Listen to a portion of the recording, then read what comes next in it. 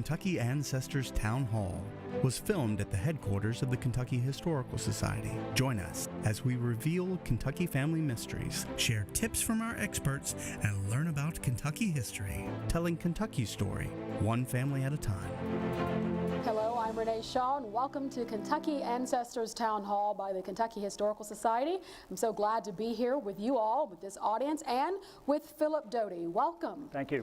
Appreciate having you from Louisville. Yes, sir. Former FBI agent. Right. I've got to be on my best behavior, is that right?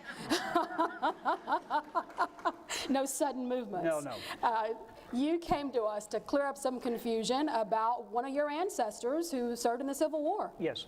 Tell us about him and what you're looking for. John Gordon Doty was a relative of mine who enlisted in the Confederacy in the Civil War, served 3 years, and came back to his home county, lived the rest of his life. The history that I looked into was interesting because it started with his application for a pension that was submitted to the state of Kentucky and signed off by not only a then-sitting governor of the state of Kentucky, I later found out under whom he had served in the Confederacy.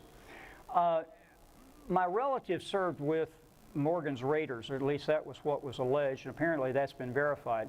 But there was contradictory information regarding his service as to whether or not he simply rode with Morgan, or if in fact one of the contemporaneous reports that he gave said that he had gone to Tennessee with the remnants of Morgan's Raiders and engaged in hand-to-hand combat and received a commendation from the Confederate Secretary of War.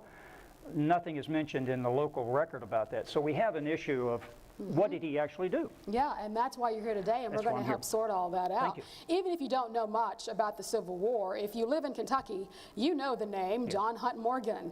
He has been in the news a lot in the last year or so because of the statue that stood in downtown Lexington.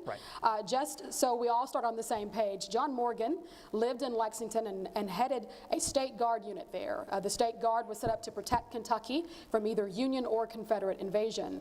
At the start of the war, Kentucky's government was neutral. Morgan took his guard unit to Tennessee and enlisted in the Confederate Army. He soon earned a reputation for using unconventional tactics, as we say, and by the spring of 1862 had recruited enough men to form the 2nd Kentucky Cavalry. Dr. Patrick Lewis with the Kentucky Historical Society will tell us about Morgan's popularity in this video. John Hunt Morgan probably ended the war as the most famous Kentucky Confederate. He didn't start that way. He started out as a son of a prominent Lexington family, militia captain, Mexican War veteran, but raised a unit of cavalry and through daring exploits, raiding behind Union lines, getting captured, escaping from prison, he ended up becoming a figure of romantic interest. He embodied everything that Confederates wanted their cause to be about: reckless abandon, chivalry, that sort of thing. In his cavalry units, you get to ride. It's independent work. It's going out behind enemy lines, tearing up railroads, cutting down telegraph wires, and disrupting supply lines. It's not hard infantry fighting in some of the big battles that we think about in the Civil War. There's a little bit more dash and romanticism to it. You get a saber, you get to be on a horse, you get to ride into town, and all the secessionist ladies come out and greet you with picnic baskets. And this is the kind of war that a lot of young men in Kentucky want to fight. And so in the summer of 1862, with this big influx of Confederate troops led by Morgan, a lot of men rush and join him at that time. During the war, John Hunt Morgan, in the eyes of Kentucky Unionists and his neighbors here in Gratz Park, he's a pirate, he's a thief, he's a bandit. He lives outside the rules of civilized warfare. Esteem for Morgan only grows after the Civil War, and the nucleus of his commands, any of those men who ever served with him, form veterans organizations. They hold reunions in the name of Morgan's men.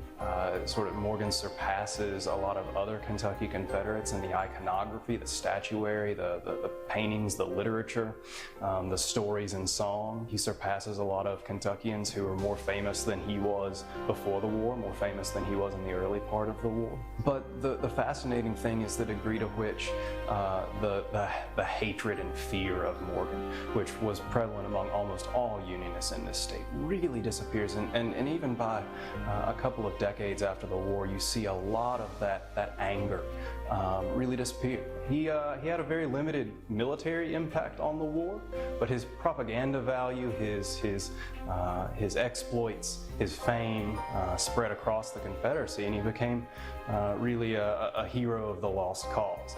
Also helped his reputation, perhaps, that he ended up being killed in 1864, and so never had to surrender, so joining the ranks of those Confederate heroes who didn't have to come home and live out a messy Reconstruction process.